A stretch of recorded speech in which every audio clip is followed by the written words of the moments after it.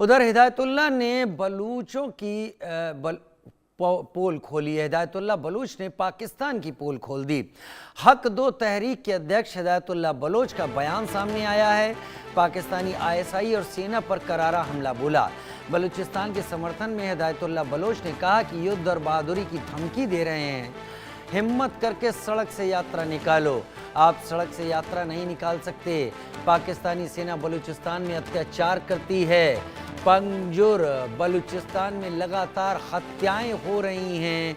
Hidayatullah Bloch का बयान इसे मीर यार बलोच ने सोशल मीडिया X पर शेयर किया है। हक दो तहरीक के अध्यक्ष ने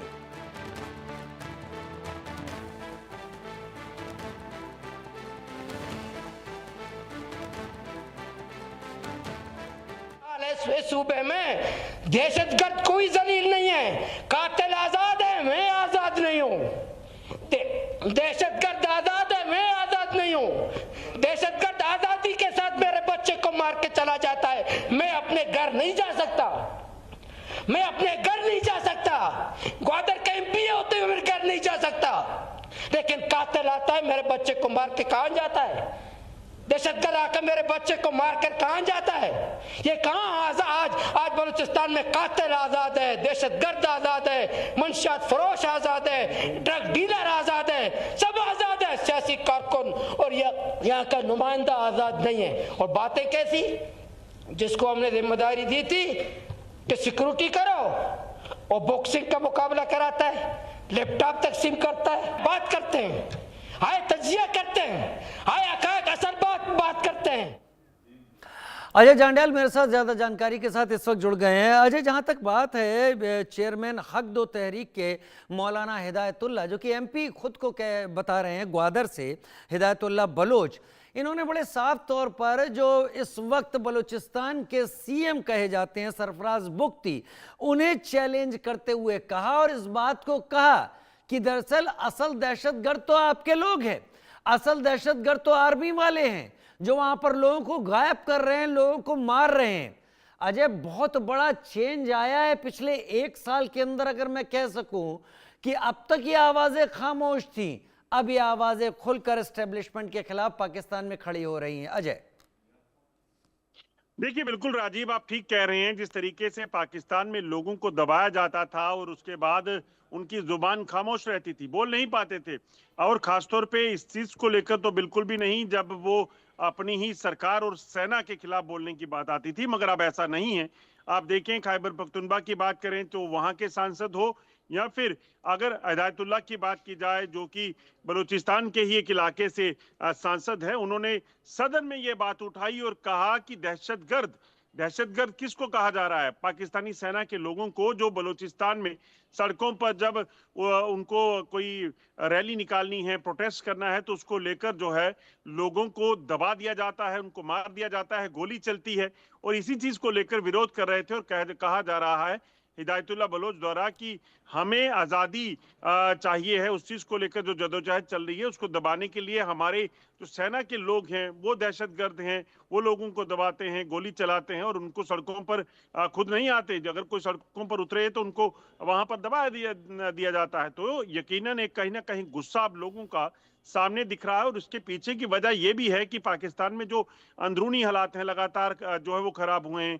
और अब अगर आप देखें, एक तरफ भारत, एक तरफ अफगानिस्तान, जब ये लोग जो हैं कहीं ना कहीं पाकिस्तान के लोगों के साथ खड़े दिख रहे हैं, तो शायद उन लोगों को भी कोई उम्मीद जो है, उम्मीद की किरण दिख रही हो। वाकई इन लोगों को उम्मीद की किरण यहाँ पर देख रही होगी। लेकिन हिदायतुल्लाह बलोच ने एक बात बड़ी अच्छी कही अपनी तकरीर के दौरान। उन्होंने कहा कि जो पंजाब का एरिया है, ईस्ट पंजाब जिसे कहते हैं, वहां पर भारत के साथ तनाव आपका बना रहता है, ऊपर आपका भारत के साथ तनाव बना रहता है, तो वहां तनाव के बावजूद, टेंशन के बावजूद इतनी प्रगति क्यों की जाती है, इतना डेवलपमेंट कैसे दिखाई पड़ता है? यहां तो आपका किसी तरीके का कोई टेंशन नहीं है, तो यहां पर बलूचिस्तान में कब्रिस्तान इतने क्यों बढ़ रहे हैं, लोग क्यों गायब हो रहे हैं? कोई एक वजह सामने रखे उन्होंने, सीधे सीधे पाकिस्तानी एस्टेब्लिशमेंट को चैलेंज किया कि मोटरसाइकिल साइकिल राइडर जो कि आईएसआई के लोग होते हैं, वो आकर लोगों को कत्ल करके चले जाते हैं। देखिए, बिल्कुल अगर आप देखें तो इसमें सच्चाई यही है कि पाकिस्तान के लोग आजकल बार बार भारत का, जम्मू कश्मीर का उदाहरण इसीलिए देते हैं। अभी कल ही इंडिया न्यूज ने स्टोरी भी दिखाई कि कैसे टमाटर के दाम सरहद के इस तरफ 40 रुपए किलो हैं और सरहद के उस तरफ 700 रुपए किलो। यहाँ पर आटा 35 से 40 रुपए किलो मिलता है, वहां 250 से 400 रुपए किलो मिलता है। आप सोचिए, इतना फर्क जब कोई देखता है तो उसका असर तो होता है। यही वजह है कि वहां पर अब लोगों को दिखने लगा है, और आम लोग ही नहीं बल्कि अब सांसद भी इस चीज को उठा रहे हैं कि अगर आप जम्मू कश्मीर से, भारत से सटे इलाकों में तरक्की को कहते हैं कि वहां टेंशन की वजह से नहीं हो पाए, जबकि भारत में तो धड़ल्ले से चीजें हो रही हैं। मगर बलूचिस्तान का तो लेना देना कुछ नहीं, भारत से दूर है, वहां से वहां तरक्की क्यों नहीं, वहां के लोगों की सुनवाई क्यों नहीं, वहां बिजली, पानी और तमाम फैसिलिटीज क्यों नहीं। इस चीज को लेकर सवाल उठ रहे हैं, और सवाल जायज हैं। जायज इसलिए क्योंकि पाकिस्तान की हमेशा जो पॉलिसी है वो टेररिज्म को लेकर रही, आम लोगों को लेकर कोई पॉलिसी नहीं। उनकी पॉलिसी फॉरेन को लेकर जो रहनी थी, वो फॉरेन पॉलिसी, वो टेररिज्म ही रही। तो ऐसे में सबसे बड़ी चीज यही है कि अब पाकिस्तान के आम लोग जो हैं वो सवाल उठाते हैं, पूछते हैं कि आखिर आपने आज तक किया क्या है। और इसीलिए आप देखें तो शहबाज शरीफ और उनकी सरकार के लोग सख्ते में हैं। इमरान खान जेल में बैठा भी उनसे ज्यादा पावरफुल जो है वो दिखता है। वाकई इमरान खान जेल में बैठा पावरफुल है, लेकिन शहबाज शरीफ और उनका एस्टेब्लिशमेंट इस वक्त हर कहीं मात खा रहा है। बहुत शुक्रिया मेरे साथ जुड़ने के लिए, इस जानकारी के साथ आपका। और अब बढ़ते आगे, रुख करते हैं बिहार का, जहां पर राजस्थान के